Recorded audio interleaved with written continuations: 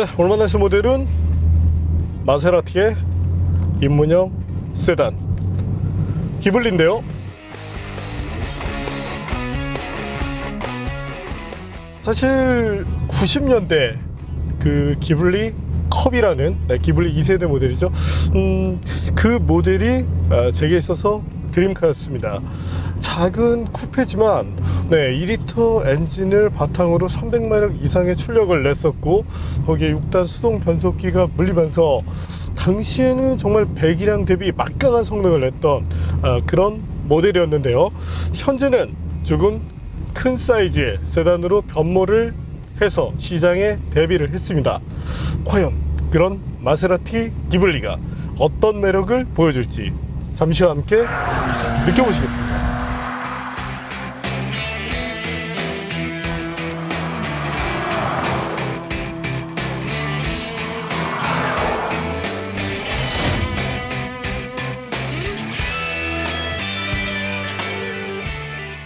기블리는 마세라티의 입문형 모델입니다. 현재 모델은 3세대에 해당하는데요. 1세대와 2세대가 쿠페의 모습을 하고 있었던 반면 3세대 모델은 세단으로 변경됐습니다. 입문형 모델이기 때문에 작은 차라고 생각하시는 분도 많습니다. 하지만 차체 길이는 4.9m가 넘고 폭은 상급 모델인 콰트로 포르테보다 넓습니다. 휠베이스도 3m에 이르기 때문에 대형 세단에 속하는 크기를 갖췄다고 봐야 합니다. 스포츠카 브랜드에서 내놓은 차량인 만큼 공격적인 디자인이 특징입니다. 다양한 선의 조화로 역동적인 이미지를 유도하기도 했고요. 마세라티 특유의 휠과 에어벤트, 원형 머플러 등을 유지하기도 했습니다. 특히 전면 그릴은 1950년대 클래식 모델인 A6 GCS 베를리네타에서 영감을 받았다고 합니다.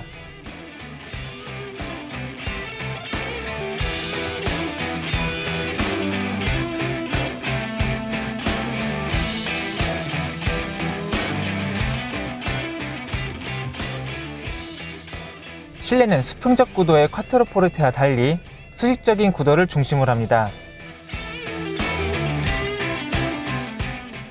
커다란 패들 시프트가 인상적이죠. 인포테인먼트 시스템은 크라이슬러의 유커넥트 시스템을 사용합니다. 한글화도 개선됐고 내비게이션 맵을 바꿔 크라이슬러 모델과 같은 내비게이션의 불편함을 개선시켰습니다. 반면 센터페시아 하단 부분의 공조 장치 및 오디오 버튼들은 너무 작기 때문에 조작하기 불편합니다. 휠베이스가 3m에 이르지만 뒷좌석 공간은 상당히 제한적입니다. 국산 준대형 세단보다도 확연히 작고요. 뒷좌석 공간만큼은 준중형급 내외 사이즈로 보는 것이 좋을 듯 합니다. 반면 트렁크 공간은 여유로운 수준을 확보했습니다.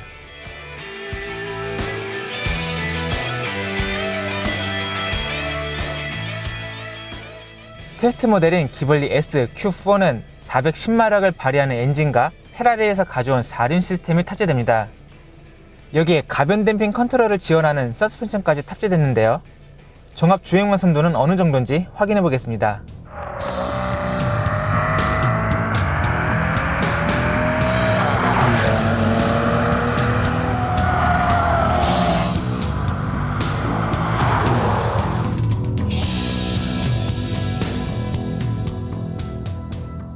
네, 그럼 지금부터 마세라티 기블리 S Q4 모델과 함께 달려보죠. 임시적으로 주행 모드는 매뉴얼, 스포츠 모드를 활성화시키고 댐핑 컨트롤 역시 사용을 한번 해보죠.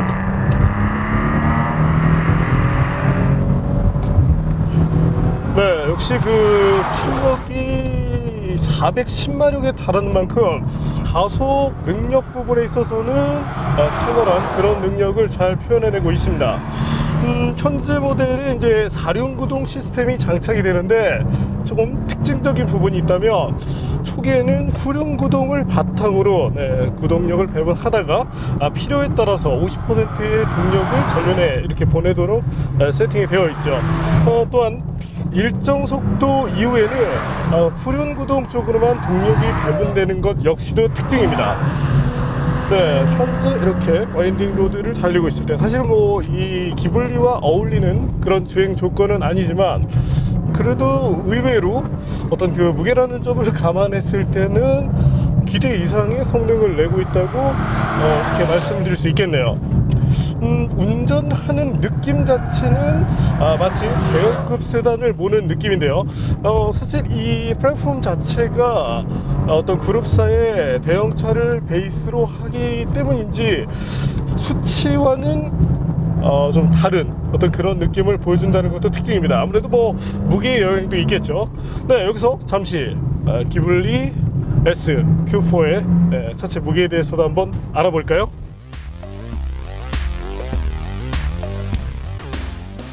네, 2톤을 내외하는 이런 무게이다 보니까 주행을 할 때 느꼈던 이런 점들을 이 수치가 좀 대변해주고 있지 않나 이렇게 생각이 됩니다.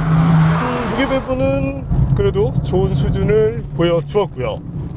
엔진은 V6 3리터를 바탕으로 최고 출력 410마력, 최대 토크 56kgm를 갖고 있는 것으로 알려져 있는데요.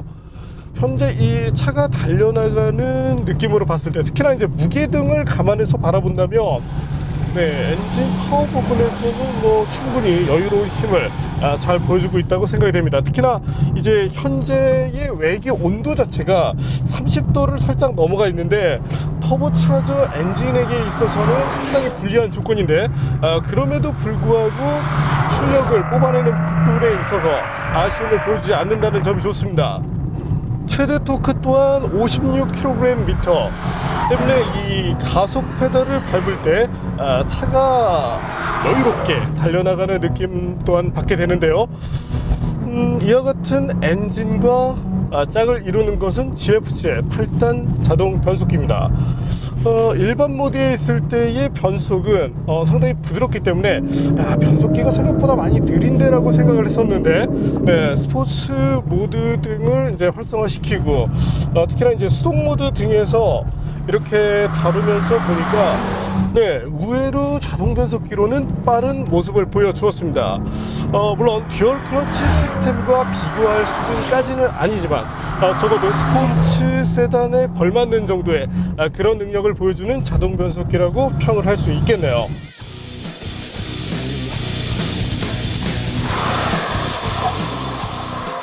핸들링 자체가 그렇게 날카로운 편은 아닙니다. 스티어 특성은 언더스티어를 기초로 하는데요. 전륜에는 245mm급의 타이어, 후륜에는 285mm급의 피렐리 P0를 사용하는데 사실 좀 아쉬움이 많이 남네요. 물론 이제 사이즈라는 점을 감안해서 바라보면 충분해 보이지만 차량의 어떤 무게 이런 것 때문인지 프론트 쪽 타이어가 상당히 버거워하는 모습을 많이 보여줍니다. 때문에 이 차량의 어떤 그런 세팅으로 놓고 봤을 때 상당히 이 뉴트럴한 그런 스티어 특성을 보여줄 걸로 예상을 했었는데 현재는 뚜렷한 언더스티어를 보여주게 되네요. 향후에 이 타이어, 그래도 마세라티라는 브랜드 자체가 상당한 그 프리미엄 브랜드지만 그럼에도 이 어떤 그 모터스포츠에 대한 어떤 그런 DNA를 갖고 있는 브랜드인 만큼 타이어 정도는 조금 더 성능이 잘 나오는 그런 제품으로 바꿔주는 것이 맞지 않을까라고 생각이 됩니다. 뭐 개인적으로는 브리지톤의 포텐자 S001 상당히 다루기 쉽죠. 다루기 쉬운 타이어인데 그러면서도 그립이 잘 나오고, 혹은 아예 고성능으로 가서 미쉐린의 파일럿 슈퍼스포츠 정도를 매칭시키면 이 기블리가 갖고 있는 그런 능력이 한층 더 강화되지 않을까 이렇게 생각이 됩니다. 어쨌든 코너를 전개하는 부분에 있어서 진입 속도 부분은 정말 아쉬움이 되네요.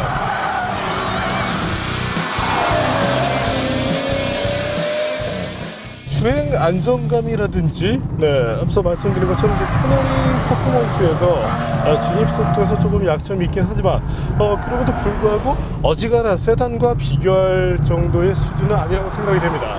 적어도 스포츠 세단으로서 최선의 운전 재미를 제공해주기 때문이죠. 단 이제 향후에 무게라는 부분에 있어서 경량화, 어떤 그 차체의 경량화를 추구해주면 운동 성능이 한층 더 경쾌해지지 않을까 이렇게 예상이 되고요. 여기서 가속 성능에 대해서 한번 알아볼까요?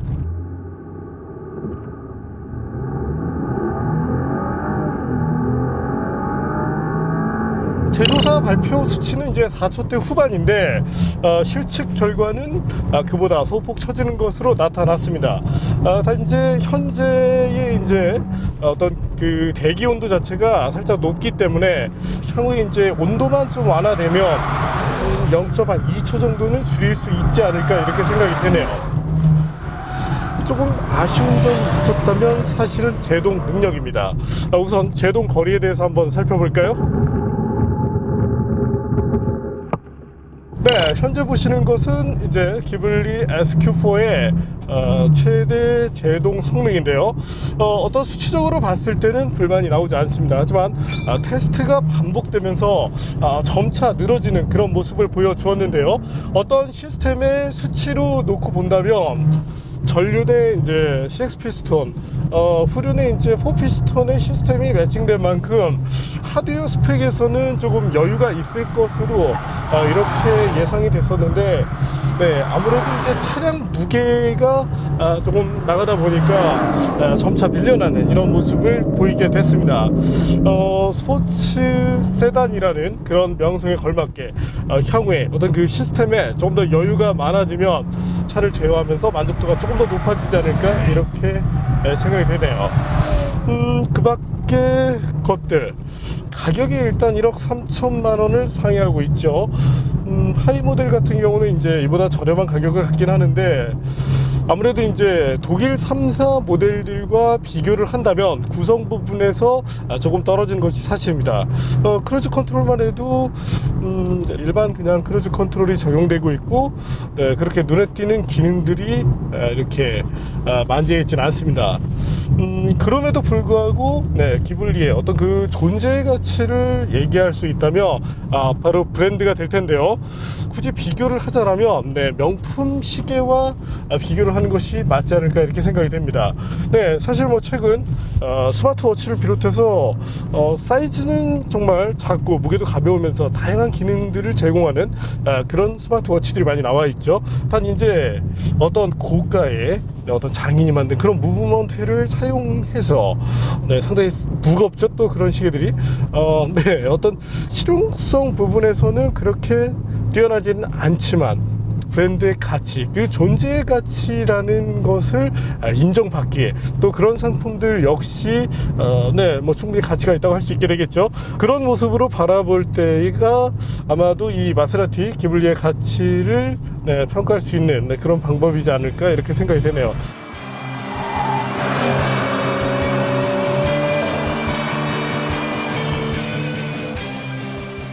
기존 마세라티 같은 경우는 뭐 카트로 포르테를 중심으로 해서 그란투리스모라는 모델이 있긴 했지만 상당히 소수를 타겟으로 하는 모델이었습니다. 반면에 현재는 기블리를 중심으로 해서 많은 팬층을 확보해 냈는데요. 또한 시장도 많이 달라졌습니다. 과거에는 소위 말하는 시장의 VIP들이 BMW 5 시리즈의 탑 모델, 벤츠 E클래스 A6 등의 탑 모델을 탔었지만 지금은 사실은 네, 뭐 BMW를 예를 들자면 520D 같은 모델이 시장에 깔리면서 같은 클래스의 모델을 택할 이유가 없어져 버렸죠. 그러면서 그보다 더 나은 브랜드를 찾기를 원했고, 덕분에 포르쉐나 현재와 같은 마세라티가 네, 좋은 판매량을 갖게 되었습니다. 그리고 현재 기블리 다른 차에서 누리기 힘든 네, 감성적인 부분, 특히나 사운드는 가장 최고의 요소라고 할 수 있을 텐데요. 사운드와 더불어 또한 고급화된 브랜드가 보여주는 그런 이점을 통해서 기블리의 가치가 조금 더 향상되고 있지 않나 이렇게 생각이 됩니다. 이번에는 기블리 SQ4의 연비에 대해서도 한번 알아볼까요? 현재 보시는 것처럼 어떤 성능이나 이런 점들을 감안해서 봤을 때 그래도 무난한 수준의 연비가 나왔다고 생각이 됩니다. 의외로 오토스탑 기능이 들어가면서 시너지행 연비가 다소 상승했다는 것도 장점이라고 할 수 있게 되겠네요. 좋은 수준의 가속 성능을 통해서 네, 고속으로의 도약 역시도 상당히 쉬운 편인데요. 반면에 안정감이 이렇게 사실 매우 뛰어나다고 보기는 어렵습니다. 물론 시속 200 정도를 전후하는 상태에서는 아쉬움이 없지만 그 이상의 탑 스피드, 특히나 이제 이 SQ4 같은 경우는 더 막강한 성능을 내는 만큼 고속으로의 도약이 쉬운데 그 이상의 레인지에서는 안정감을 좀 더 키울 필요가 있지 않을까, 네, 이렇게 생각이 됩니다.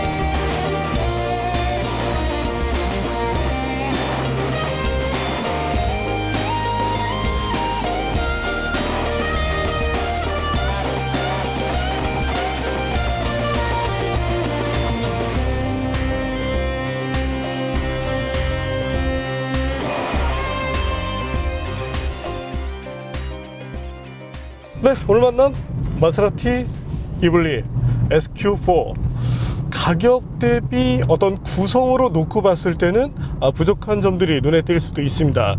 하지만 고가의 브랜드의 입문 모델로서 그런 가치를 가져간다는 점이 기블리의 특징이라고 할 수 있게 되겠죠.